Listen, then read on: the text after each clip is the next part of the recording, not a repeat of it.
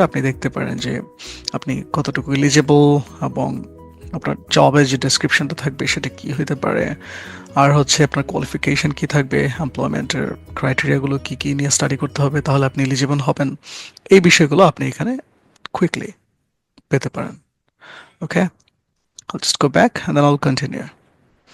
Alright, তারপর আপনি দিবেন হচ্ছে আপনার এডুকেশন।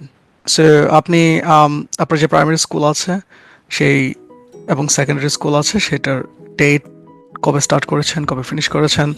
প্রাইমারি স্কুল বলতে এখানে প্রাইমারি স্কুলেই বোঝাচ্ছে, ওই ক্লাস 5 প্রবলি। সো আমার আগে দেওয়া ছিল এটা, সম্ভবত আমি এটাতে করেছিলাম, ডেট ফিনিশড এটাতে করেছিলাম। সো এটা হচ্ছে আমার এসএসসি ছিল 2005-এ। সো এই জন্যেই প্রাইমারি স্কুলটা হচ্ছে এসএসসি থেকে আপনি যখন থেকে স্কুলে অ্যাডমিট করেছেন তারপর এসএসসি যখন শেষ করেছেন সে সময় পর্যন্ত